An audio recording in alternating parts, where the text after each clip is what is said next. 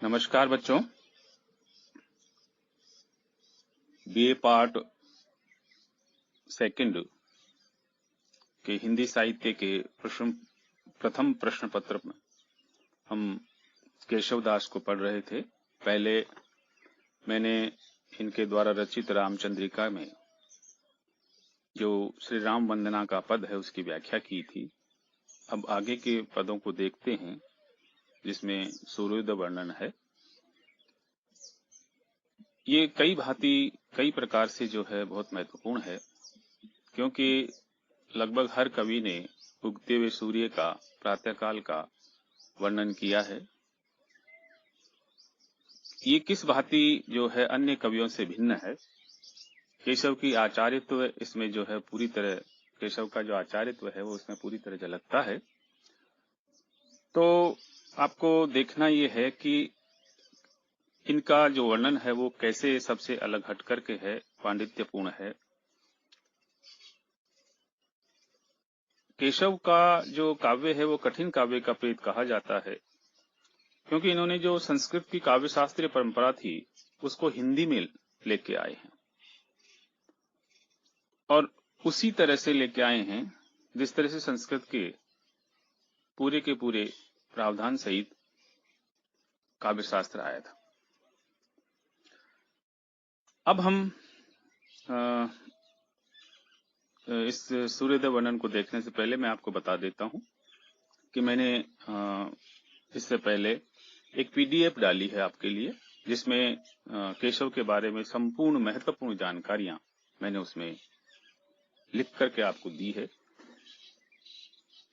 जैसे केशव का जन्म, केशव के पिताजी का नाम, इनकी मुख्य रचनाएं, जैसे रसिक प्रिया है, कवि प्रिया है, रामचंद्रिका है, रतन बावनी है, विज्ञान गीता है, जहांगीर जस चंद्रिका है, वीरदेव सिंह चरित है, नक्शिक नाम से भी एक रचना का उल्लेख मिलता है। इस तरह से इनके 9 काव्य ग्रंथ हैं जो विद्वानों ने गिनाए हैं। जैसा कि मैंने पहले भी कह दिया है, अब भी कह रहा हूं कि ब्रज भाषा को केशव की सबसे बड़ी देन ये है कि उन्होंने काव्य के शास्त्रीय पक्ष को संपूर्णता से ग्रहण करके व्यापक रूप में लक्षण उदाहरण की परंपरा, जिसका आभास संभवतः है कृपाराम आदि में उनसे पूर्व ही मिलने लगा था, का साहस पूर्वक स्थापन और निर्वाह किया तथा जो तत्कालीन काव्य भाषा है उसमें रीति की प्रवृत्ति के लिए एक विशेष आदरपूर्ण स्थान अर्जित किया। इनके बारे में एक विद्वान हैं जगदीश गुप्त, वो कहते हैं कि रीति काव्य के मान्य विद्वानों द्वारा ये बात बार बार दोहराई गई है कि जिन संस्कृत ग्रंथों का आधार केशव ने लिया या जो काव्य सिद्धांत उन्होंने अपनाया, उसका अनुकरण प्रवृत्ति जो रीतिकालीन कवि हैं उनके द्वारा नहीं किया गया, उनसे नहीं हुआ ऐसा। अतः केशव के स्थान पर चिंतामणि को रीतिकालीन परंपरा के प्रवर्तन का श्रेय मिलना चाहिए। इसी कारण से, क्योंकि चिंतामणि का जो काव्य शास्त्र के लिए सुझाई गई जो दिशा है, दशा है, उसको प्रवृत्ति जो रीतिकालीन कवि है उन्होंने उनका अनुकरण किया है, उनकी काव्य धारा को मान के चले हैं। तो ये थोड़ा सा मतभेद भी होता है कि चिंतामणि रीतिकाल के प्रवर्तक हैं या केशव है, तो थोड़ा बहुत इसमें मतभेद चलते हैं। अपने अपने पक्ष के अपने अपने ढंग से इनकी जो है बात कही है, तो आप इन बातों को थोड़ा सा ध्यान रखिएगा। देखिए, सूर्योदय वर्णन अपन पढ़ रहे थे, तो मैं पहले पाठ करता हूं।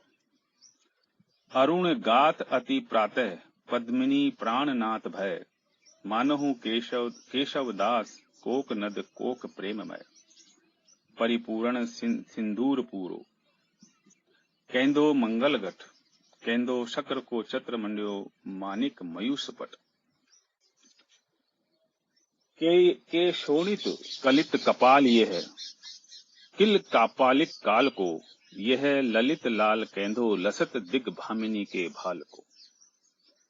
अरुण गात, प्रातःकालीन जो सूर्य है उसका जो बनावट है, उसका शरीर है, गात शरीर को कहते हैं, तो अरुण लाल, तो बहुत लालिमा से युक्त पूर्व दिशा में सूर्य उदित हो रहे हैं। प्रातः सुबह सुबह पद्मिनी प्राणनाथ भय, भय यानी उदित होना, भय डर से नहीं है यहाँ पर, भय यानी उदय होना। तो पद्मिनी प्राणनाथ जो कमल है, जिनको देख करके खिलता है, जिनके स्वामी हैं, जिनकी सूर्य की रोशनी से जो कमल खिलते हैं, उनकी रक्षा करने वाला, उनका प्राणों का संचेतन करने वाले जो सूर्य देवता हैं, वो पूर्व दिशा में प्रकट हो रहे हैं, उदित हो रहे हैं। तो ये पूर्व दिशा में सूर्य उदित होते हुए बहुत लालिमा युक्त कैसे लग रहे हैं, इसका जो उत्प्रेक्षा अलंकार के द्वारा केशव यहाँ इसका वर्णन करते हैं कि मानो हूं केशवदास। केशवदास जी कहते हैं कि मानो, अनुमान करो कि जैसे सारी पृथ्वी चकवा चकवी के जो आनंद है, मिलने का जो आनंद है, उससे परिपूर्ण हो गई है। कोक नद, जो चकवा चकवी का जो आनंद है, कोक चकवा चकवी को कहते हैं। कोक प्रेम में सारी जो पृथ्वी है वह चकवा चकवी के आनंद से परिपूर्ण जो प्रेम है उससे आप्लावित हो गई है। केशव यही एक उदाहरण देकर के रुक नहीं जाते हैं, फिर कहते हैं, बार बार जो है समझाने की कोशिश करते हैं, बार बार जो है अलग अलग उदाहरण देते हैं, उपमा देते हैं। या फिर कैसा है, परिपूर्ण सिंदूरपुर केंदो मंगल घट, या फिर केंदो या मंगल घट, घटे न घड़ा, जो मंगलकारी घड़ा है, उस मंगलकारी घड़े को जैसे संपूर्ण रूप से लाल सिंदूर से पूर दिया गया हो, लाल सिंदूर से लेप कर दिया गया हो, ऐसा सूर्य उदित होता हुआ दिखाई देता है। मान लो कोई घड़ा हो और उसमें पूरी की पूरी सिंदूर पोत दी गई हो, ऐसा मंगल घट के समान सूर्य दिखाई देता है पूर्व दिशा में उदित होता हुआ।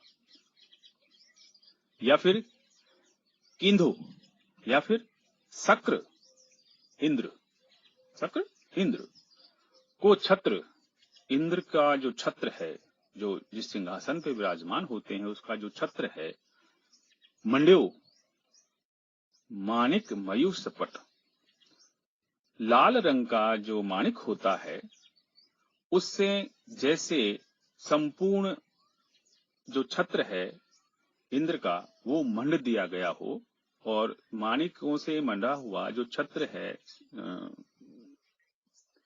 इंद्र का, उस तरह से, उसी तरह से जो है पूर्व में उदित होते हुए अरुणिमा लिए हुए सूर्य दिखाई दे रहे हैं।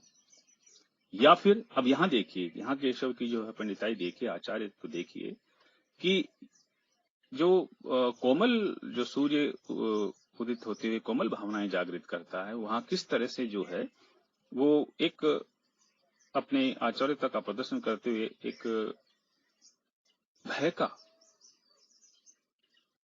सृजन करते हैं कि या फिर कैसा लग रहा है, शोणित कलित कपाल यह किल कापालिक काल को, जैसे कोई कापालिक, कापालिक होते हैं जो मुर्दों की उपासना करते हैं,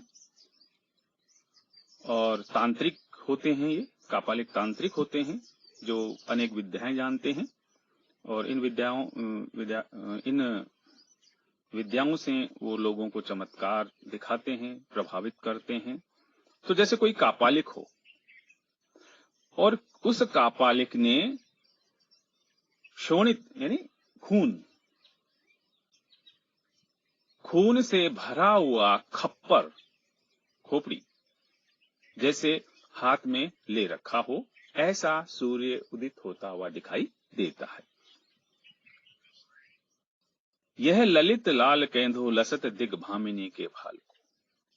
या फिर ये सूर्य कैसा दिखाई देता है पूर्व दिशा में उदित होता हुआ लाल रंग का, जैसे कोई दिग्भामिनी दिशा रूपी सुंदर स्त्री, दिशा रूपी सुंदर स्त्री के भाल यानी मस्तक पर जैसे लाल सुहाग का टीका हो, ऐसा दिखाई दे रहा है।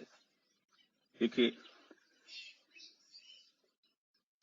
बार बार उदाहरण देते हैं केशव और कहते हैं कि जैसे कोई मंगल घट हो, शुभ घड़ा होता है, उसको लाल सिंदूर से पोत दिया गया हो, वैसा सूर्य दिखाई दे रहा है पूर्व दिशा में उदित होता हो। या फिर इंद्र का जो छत्र हो, सिंहासन पर जो छत्र होता है वो छत्र हो, और वो छत्र किससे मंडा हुआ हो? माणिकों से, लाल जो माणिक होते हैं उनसे मंडा हुआ हो, और उनसे जो आभा निकलती है, ऐसी आभा सूर्य के उदित होने पर दिखाई दे रही है। या फिर जो कापालिक होते हैं, जो खप्पर को अपने हाथ में लेकर उसमें खून भर लेते हैं और उसको पीते हैं, तो खून से भरा हुआ जैसे कोई खप्पर हो, ऐसा सूर्य दिखाई देता है लालिमा से युक्त। या फिर जो दिशा रूपी स्त्री है, उसके मस्तिष्क पर, उसके सिर पर, उसके भाल पर जैसे कोई लाल सुहाग का टीका हो बड़ा सा, ऐसा प्रतीत होता है। तो ये जो है सूर्य उदित होने का वर्णन है केशवदास द्वारा।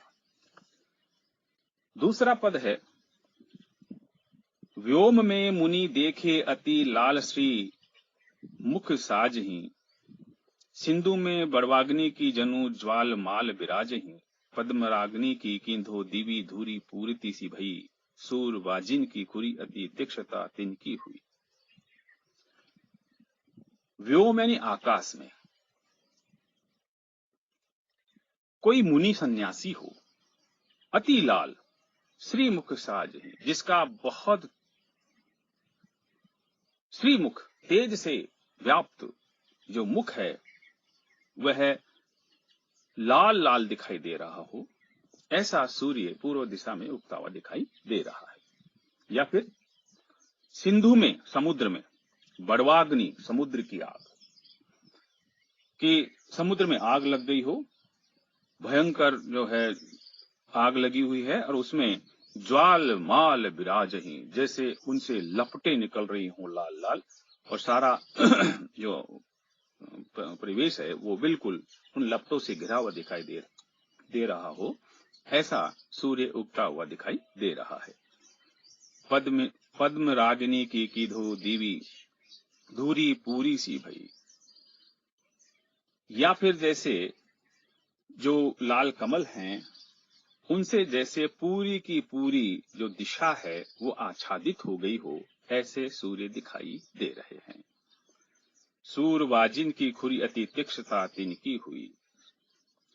और जो बलशाली जो घोड़े हैं, वाजिन बलशाली जो घोड़े हैं, उनके खुरों की जो तीक्ष्णता है, उनके खुरों के जो चिन्ह हैं, उनके समान जो है सूर्य आसमान में उगता हुआ दिखाई दे रहा है। यहाँ केवल केशव को ये बताना है कि मैं किस तरह से इस सबसे अलग हट करके सूर्य के उदित होने का वर्णन कर सकता हूँ। तुलसी ने किया है, सूर्य ने किया है, सबने बिल्कुल एक कोमल भावनाओं से प्लावित होकर के सूर्य प्रातः काल का वर्णन किया है। यहाँ केवल अपनी पंडिताई दिखानी है और उनको ये अलग हट करके दिखाना है कि मैं सबसे अलग उपमा दे सकता हूँ, सबसे अलग हट करके मैं सूर्य का, उगते हुए सूर्य का वर्णन कर सकता हूँ।